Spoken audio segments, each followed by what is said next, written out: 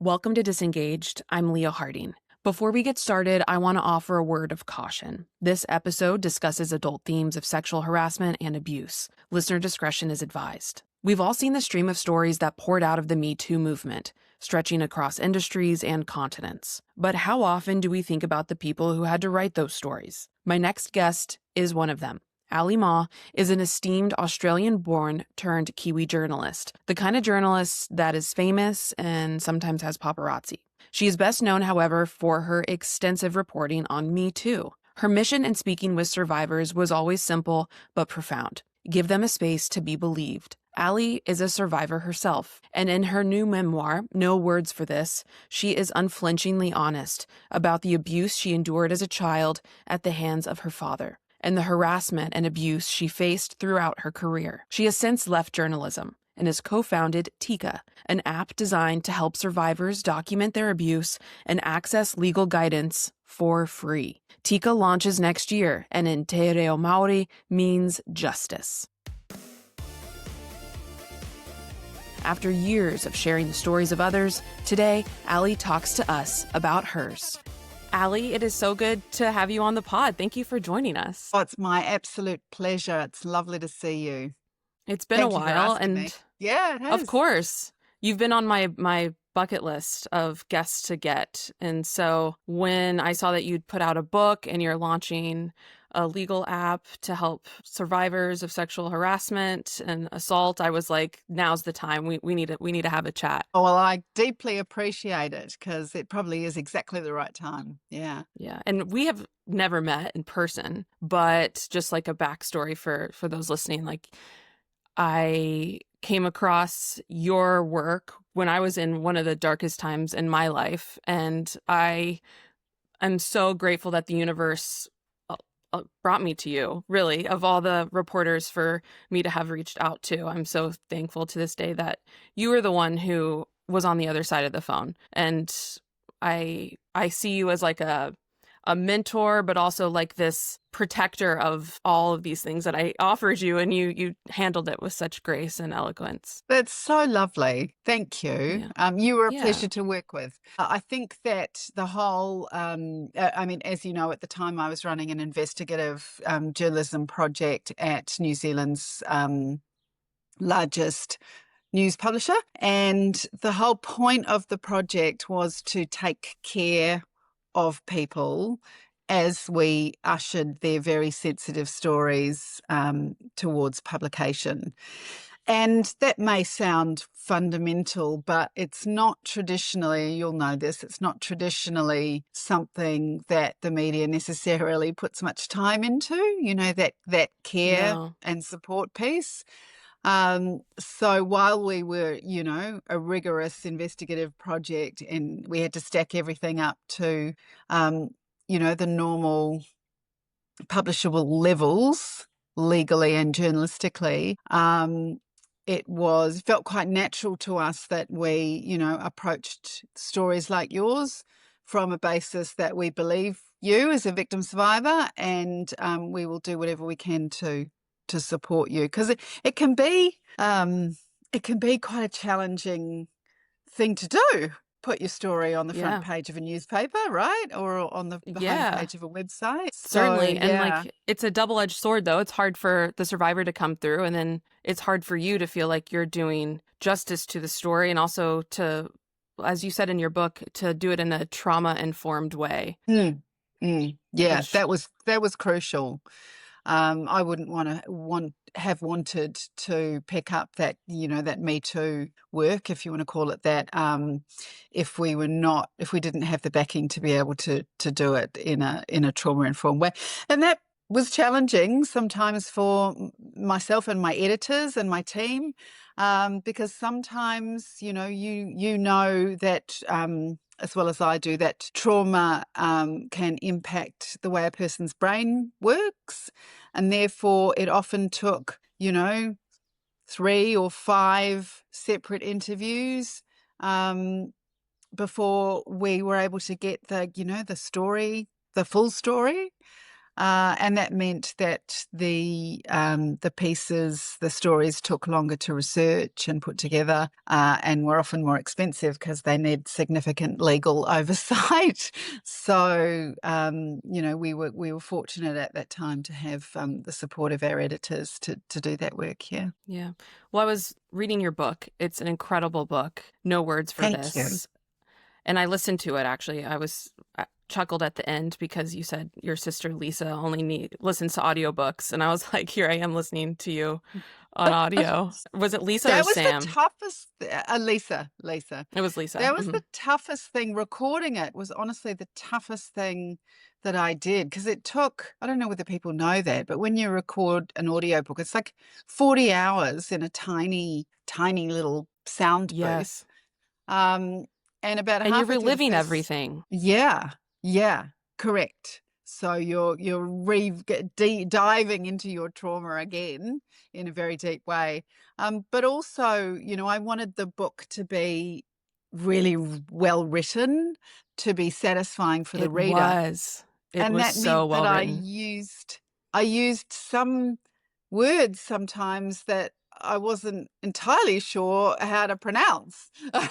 So I said That makes to me the feel better because I didn't know what some halfway of the through, words meant. yeah, right. Halfway through the first recording session, I took my headphones off and I said to the audio engineer, "Why did I put so many big words in here?" But Yeah. hopefully, it helped create an atmosphere. And essentially, the book has some pretty tough themes. Mm. But I wanted to do two things with the book. Number one, I wanted to kind of hold the reader's hand as we walked through those very challenging moments of my life, so that they felt supported and held. But I also wanted it to read like a thriller. Like I wanted to give the You did reader a that. reason to keep turning the pages. So thank you. That's high Yeah. praise.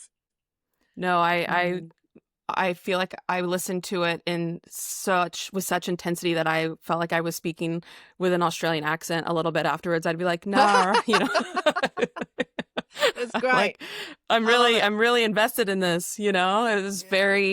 It was so brave of you. What in you felt like you had to get that out?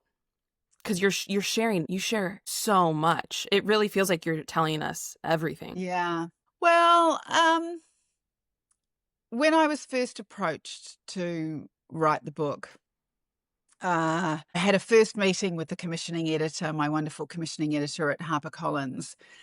And she said, "Look, what we really want is your memoir." And I knew immediately that it had to include everything, including the deepest, darkest secrets of my family.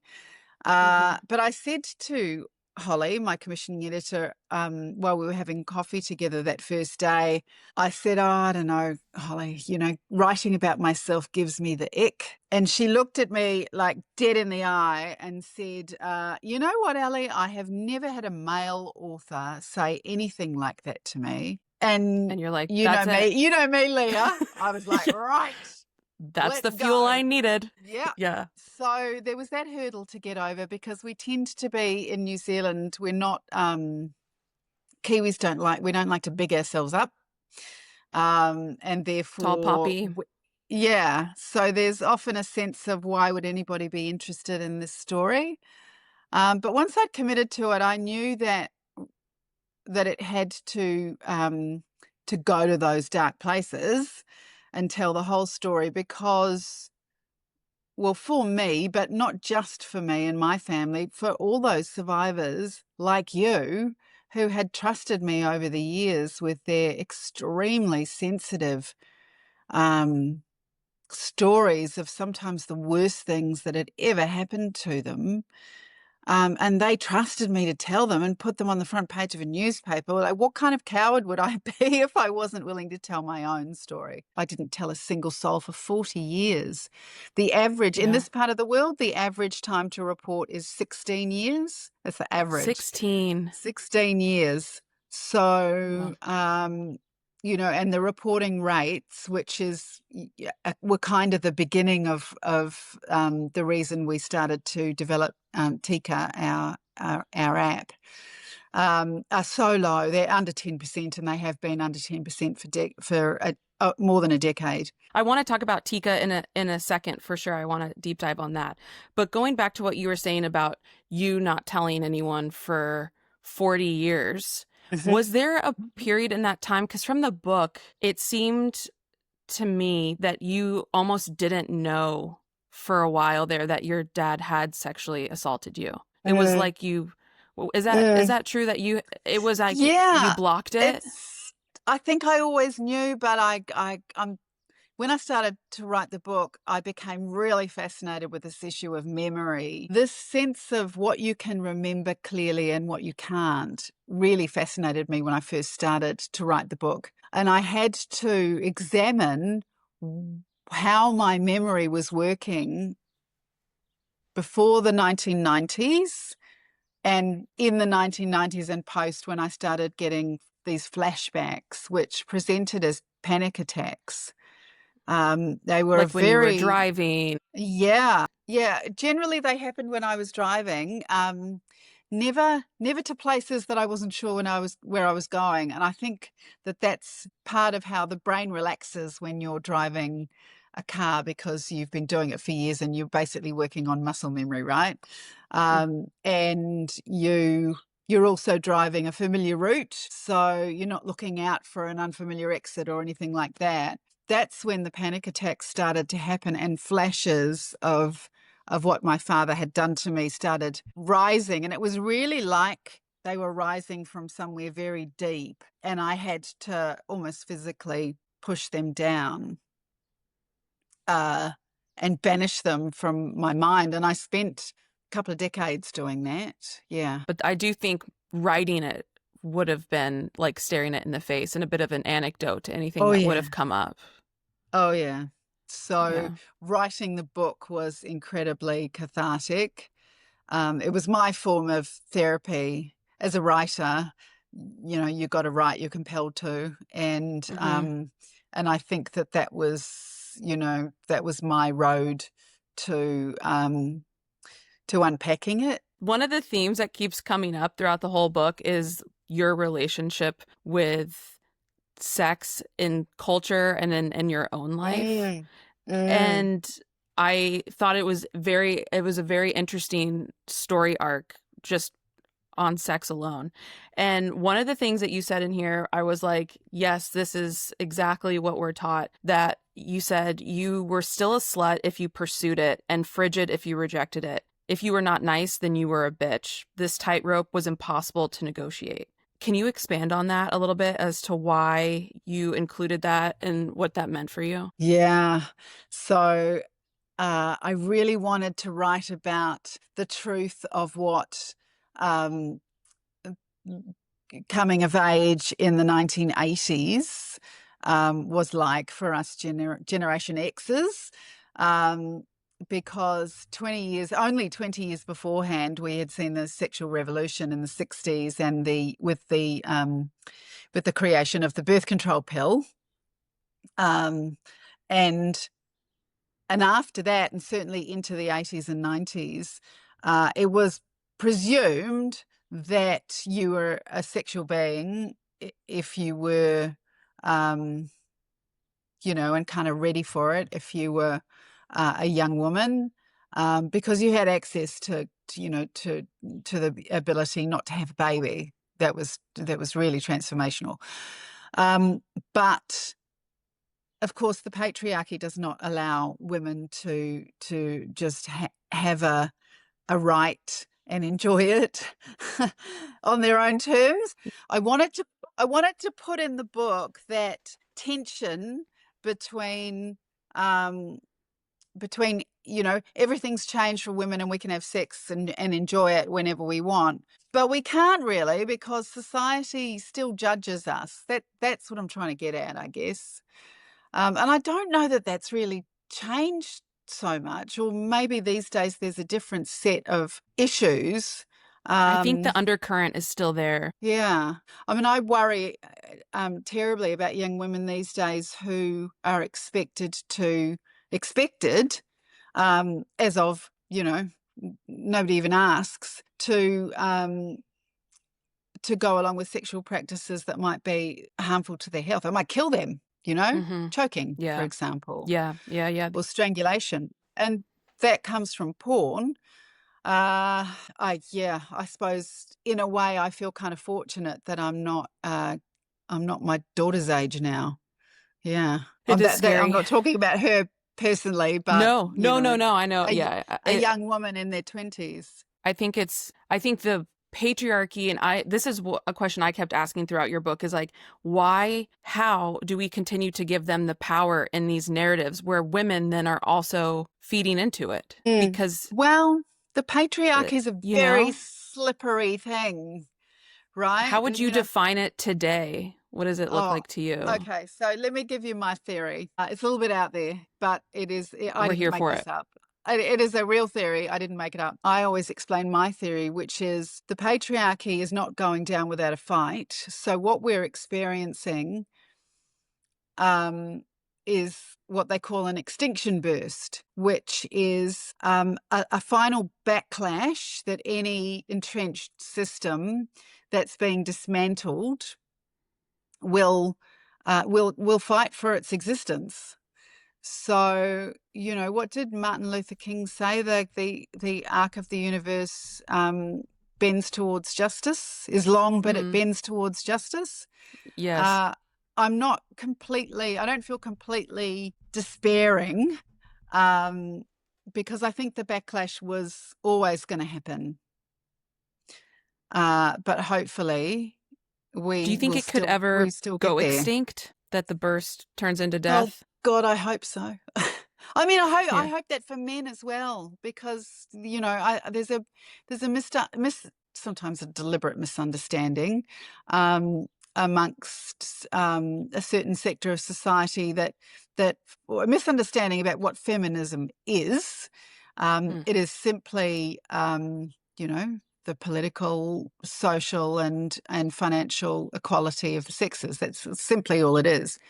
The patriarchy damages men and boys by locking them into a little box of acceptability as well. So if it does die, then we'll all be better off. Right. Well, like male depression is huge within the patriarchy because they can't express themselves to each other. They're not encouraged to have that same type of social Mm, interconnectivity that women mm, are. And mm. that there's a psychologist named Terry Real. Have you read any of his work? He's done No, but stuff I'm going with to write it Esther down. Perel. Terry Yeah. Real. It's so good. He writes about the legacy of depression in men and how Mm, a lack of vulnerability and a lack of community and emotional exchange mm, leads to this siloing where you push out emotion, and women being seen as the more emotive types, that's seen as weakness mm, because they're not able to keep it in, and it's this terrible cycle. And mm. he does a great job of explaining it and how it's so it's passed down through generations. Oh, I'm going to look him up. That sounds Yeah. great. I mean, I yeah, there's a there's a trend at the moment to, and this is not to dismiss the concept of the male loneliness epidemic, because we know that it is real. Um, but there's a trend amongst some circles to blame that on women because we've always done that. And that it's somehow women's fault when they should be probably reading a bit more of Terry Real and understanding um, where it's coming from and what is propping it up and driving it. yeah. It's And how not, it's not a man versus woman thing. It's this, yeah, yeah. like you said, it's a slippery slope. It's this very sticky, slippery monster blob. And Mm, there's real no one person to blame. mm, mm, Yeah.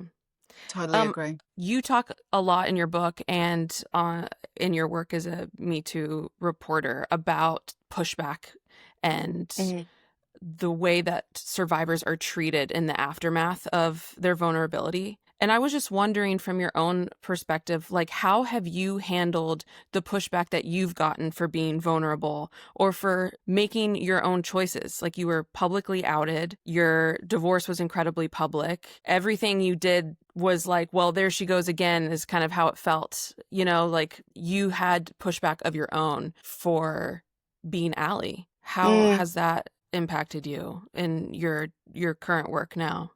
Ah, it makes me very protective of people who've been through those kinds of things because I know how it feels. I mean, my situation um, as a a woman who was in a very high profile marriage and then subsequently in a same sex relationship. Um, and was a television celebrity at the time. That's reasonably unusual.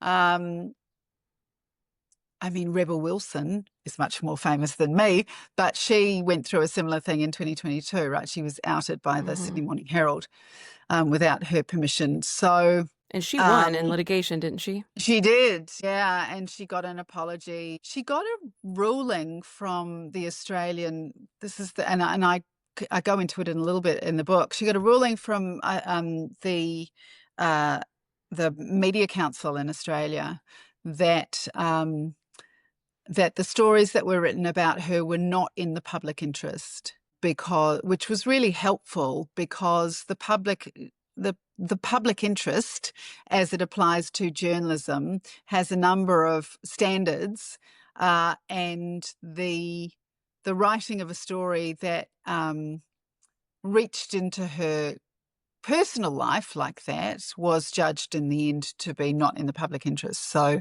I thought that was really interesting. I guess in recently, I'm very fortunate that there's been. I dread to even say this, and I need to touch wood. There's been no backlash about the book at all. I'm so grateful Yeah, for that's the way wonderful to that hear. people have received You're like, it. has the world changed a little? Maybe. So the book gave me the luxury of space to explain myself, which was super helpful. Um, and the reaction to it has been just like I could cry. So lovely. So Good. I'm so lovely. glad to hear that. And Mm. it's segued so beautifully into the launch of, or the expected launch of Tika, which means justice. Yeah. And can you explain exactly how you landed with Tika and what exactly it Yeah. is? TICA is an RO, an alternative reporting option for survivors of all kinds of sexual harm. So harassment, online harm, assault, abuse. It's open to people in New Zealand who are 18 and over, and the harm can have happened to them at any time of their lives. Alternative reporting options are a very new category of tech that is emerging. In the United States, they have an example that we've gained great inspiration from called Callisto. Callisto operates across the entire college system in the United States, so it covers about 20 million people. And it means that you can report what's happened to you to a completely independent organisation, so not going to the police if you don't want to go to the police. And we work in a similar way to Callisto. We have an algorithmic matching engine in a secure platform so that when you make your report, it goes into the matching engine and that starts looking for people who've reported harm by the same perpetrator. So it then brings groups of survivors together. And in our version, in Tika's version, we offer free legal advice and representation to those groups through whatever justice pathway they want. So they might want us to help them go to the police and hopefully take a criminal case forward. They might want to sue in the civil courts. So that's class actions. We don't do much of that here because some people don't want to see their perpetrator in jail, but they wouldn't mind some compensation for what's been done to them. And even There's also recognition that indeed, legally, this yeah, person in the court of law absolutely. harmed you and wronged you. Absolutely. Yeah. E. Jean Carroll is an example of that, right? A So hero. yeah, 100%. So you might want to make sure that if your perpetrator was a teacher, that they're never allowed to teach again. Or same with a doctor. You might want restorative justice, which is gaining popularity as another pathway. Where we started was, why don't people report what's happened to them? What are the reasons why they don't? And one of the big reasons is they don't really understand where what happened to them sits in the under legislation, in the legal space. They're not quite sure how to name it. So there's a big legal education piece that we're hoping to help the community with. But also there's, shame and self-blame, and fear of not being believed is a huge one. And isolation and feeling alone, often by design on the part of the perpetrator. So our collective action model means that you automatically have, if you've matched with somebody in our system, you know that there are other people who've gone through what you've gone through. And that sense of community is absolutely huge, just psychologically. And so we think that we will see less survivors having to go through the potential re-traumatization of a trial. We think that we will have a positive effect on trial times and the time the justice system takes and police take to bring a big case together. Because, of course, the connections in our AI model can be made instantly, in the blink of an eye. So, and we hope that it will lead to more convictions and therefore less offending in the end. I hear the patriarchy's echo of like, well, doesn't that mean women can now just all gang up on one person they don't like and, and Yes, I get complain asked in that a this lot. way? I get asked that I a lot. bet. Yeah, so it's very important to remember that false reporting is a tiny, tiny, tiny percentage. Many, many international studies have shown that all over the world, false reporting is between 2 and 8% of all reports. Say So it again, it's guys. 2 and 8%, okay? it's not as big as you might imagine. But if there is, even a possibility of a false report, then we need to be very cognizant of that, and we need to have strategies in place to prevent that from proceeding, right? So we use things like you can't report to TICA anonymously. You have to, because you're entering into a lawyer-client privileged relationship when you register, immediately when you register. To do that under the law, you have to verify your identity. And we do that through the same kind of apps that you do when you're opening a complex bank account. You take a selfie of yourself and then of your passport or driver's license, and you get a tick or a cross in your, do these two people match? So that is one safeguard. So that's important to stop bad actors trying to infiltrate the platform. For example, perpetrators trying to get in and see if their names are in there. But it will also be a safeguard against, people trying to make random anonymous claims to gang up on someone. If you are in our system, it's important to remember that you will not get flagged unless there are multiple, 3 or more people who have reported completely separately, your name. So that's another safeguard. But I think the most important thing to remember is that we're not the ones doing the investigating. We are giving you advice on your legal options, and we will help you make a report to police. But the police's investigation model and its decision as to whether to take the case forward or not remains exactly as it is right now. So nothing changes.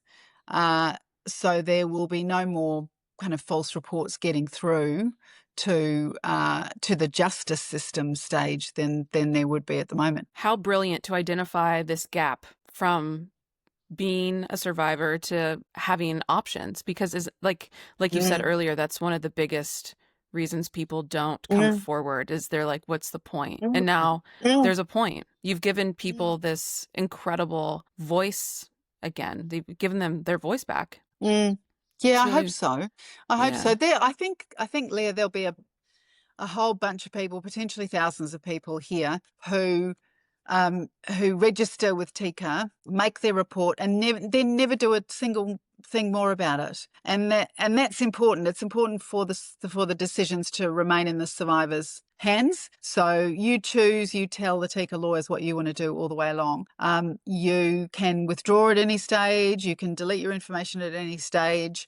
Uh, and you can also just report and then walk away and get on with your life with the knowledge that you've done something good for society and other survivors, right? Because you've put right. your report into the system, and that means that those serial perpetrators start to get flagged and stopped. Is there a common thread that you see with yourself and then with other survivors as far as the reasoning that they report or want to come forward? Yeah, every single person that I've spoken to has said to me at one time or other, I don't want this to happen to anybody else. Almost in those exact words. It's almost eerie, you know.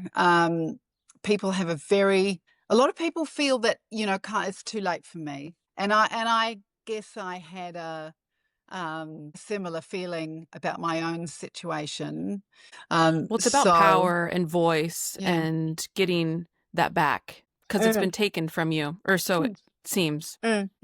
yeah, and I did very comprehensively reclaim my voice over in my own situation in the writing of the book. I went from, as I said, never breathing a word to anyone in 2018 to now in 2025. I give speeches to large groups of people. New Zealand has a very good record with drink driving, for example. We tackled it about 30, 40 years ago. We decided that, the number of people that were dying on the roads because they were drunk and in charge of a car was unacceptable.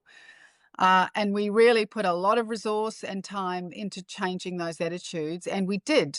Drink driving is unacceptable in this country now. I think we can do the same with sexual harm if enough of us pull together to do so. And I believe that, of, um, I believe that's a worldwide goal as well. What does forgiveness look like for yourself in your journey for self-forgiveness and the system failing Mm. you, or your dad failing you? Mm. So that's such a good question. So I do not think you have to forgive your perpetrator. I don't believe in, um, this narrative that sometimes pops up that you'll never be able to have a good life if you don't like fully forgive your perpetrator. I don't subscribe to that at all. I did not forgive my father before he passed away.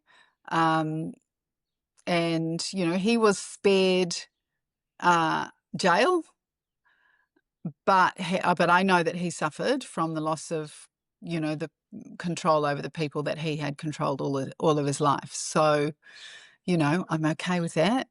Um, And I forgiveness is did, about you anyway. yeah. So I did have to forgive myself because, like most other survivors, um, I carried a lot of shame for a long time, unwarranted self blame and shame. And there's a bit in the book that you will have read where I describe what it's like to let go of that when you do speak out, because you suddenly realize that it doesn't survive the sunlight. Hmm. Shame only grows It needs and darkness. feeds on itself in the dark. So, I mean, I wish it hadn't taken me 4 decades to come to that realization. I feel a bit stupid for all those years that I could have, let go of that and didn't. But I have very thoroughly now. I realized that none of it was my fault. And I've also had to accept that, a member of my family, a person who was formative in my childhood, was what society acknowledges as one of the worst types of criminal, and that was kind of big thing to Yeah. realize, to finally admit to myself. My final question, since this podcast is about disengaging from societal norms and re-engaging with yourself, learning how to self-advocate, what are some ways that you're currently self-advocating that have been really liberating for you? Oh, I've got a big one for you. I get asked a lot. Why I do this work, like what drives me, because it's quite hard sometimes. And creating a with my co-founder, who's a barrister, an attorney, creating a charity that will support potentially 1 million people from nothing has been hard. So why do I do it? What drives me? Rage. Like, I harness the female rage with great glee and delight now, and it provides my fuel. And the liberating bit is, once upon a time, I would never have admitted that I was angry, because we're so conditioned to be nice and compliant and smile more, and I'm quite a happy-go-lucky person. But I have this little anger inside me for survivors that propels me forward. And now that I'm the great age that I am, I have no problem admitting it. So that's very freeing, I can tell you. I take great glee in it. Well, Allie, thank you so much for coming on the podcast. It has been a pleasure reconnecting with you. And thank you for being so raw in your book here and in helping so many survivors, including myself. I am indebted to you, and I really look up to you, and I wish you nothing but the best with Tika, and I cannot wait to see how that helps so many people. Well, we will keep you up to date, and it's been an absolute pleasure to see you again, Leah. It's a treat. Thank you for inviting me. You can buy Allie Maw's memoir anywhere you get books. I've dropped a link in the show notes for you to take you to Amazon. If you like listening to Disengaged, it would really help us if you like this episode and then share it with a friend. This episode was produced by the Anthology Group.